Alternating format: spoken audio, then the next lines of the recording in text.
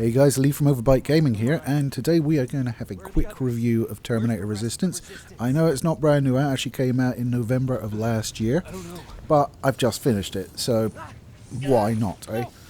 It is released by Teon, who some of you may remember as having done the Rambo video game, which was sort of the rail shooter thing. Fun fact, we actually did a Let's Play of that, but it was so bad we never bothered uploading it. That's how good that game was. And I am pleased to say, especially as it retails at £35, which is mid-range, I suppose.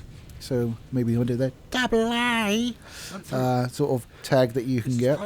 But it's much better. Terminator Resistance is actually a good game. I heavily enjoyed my playthrough of it. It's set just before the infiltrator units, like the flesh-covered cyborg skeleton jobs.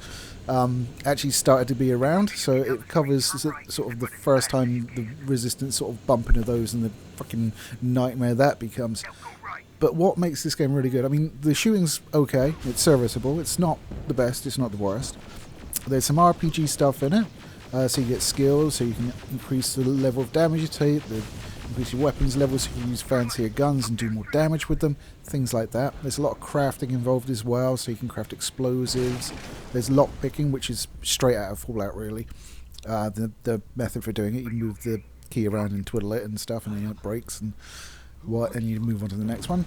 And there's a Frogger minigame for like hacking. So there's quite a lot of variety in it. There's quite a lot of extra it does. There's a lot to pick up in the game. You can pick up and sell weapons. There's not that many weapons in the game. I think there's probably about 8 overall, maybe 10. But what makes this game so dang good is just the care and attention they've put into it. Now, graphically, it's a AA game. It looks like a AA game. It's not great graphically. There seems to be this like haze that's there all of the time.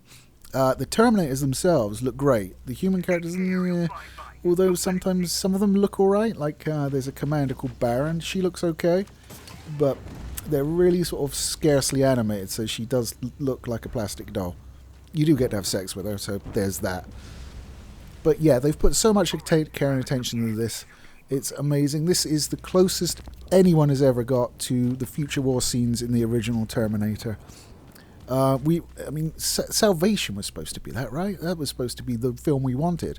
And instead we had this weird thing with Christian Bale and shooting Terminators with M16s. Where's our plasma rifles, dickheads? Well, here they are. They're in Terminator Resistance. In fact, plasma rifles are the only way you can kill a Terminator. You can get like some of the smaller sort of little bots with handguns and sort of shotguns and that general ilk of stuff. But to actually take out the Terminators, you need plasma weaponry. And you get it, and you get several variations of it. In fact, I will go so far to say the plasma sort of sniper rifle you get, way overpowered. As soon as you get that, it just becomes absolutely laughably easy to take out Terminators. Because you hit them in the head, and it basically knocks them down and stuns them for a little while. And then they get back up and you finish them with a second shot. It is like a bolt-action rifle, so it takes a little while to cycle, and it only carries 5 rounds. But then you get miniguns as well, and then you get the more effective plasma variant of the minigun later on, and you're just turning Terminators to mush by that point, and you're just like, these guys ain't so tough. What was all the bother? And if you can hear that, I'm very sorry, some asshole has a motorcycle outside. Never mind, we'll carry on. So yes, I'm very happy with the experience I had in the game. I think, let me check my Steam profile so I can see how I've played for 14 hours. That includes the completion of it and about 10 minutes for capturing game footage. I really liked it. There's enough in there. There's a few sort of branching quests, and there's a few sort of optional side quests you can do, which is basically go out into the ruins and find things. But it looks great. It looks like you saw in Terminator 1, which is what we've always been requesting, to see a movie in that period, and they just won't give it to us. They keep rebooting the damn thing. I haven't seen the latest one yet, Dark Fate. I hear it's pretty bad. Well, some people think it's pretty bad, some people think it's pretty good, but yeah, I didn't go much on Genesis or Salvation. Terminator 3 was cusp okay, almost. But generally speaking, 1 and 2 are great. and the Sarah Connor Chronicles were also great and cancelled before its time. But guys, nitty gritty time. Terminator Resistance, and I know I always do this, solid 7 out of 10.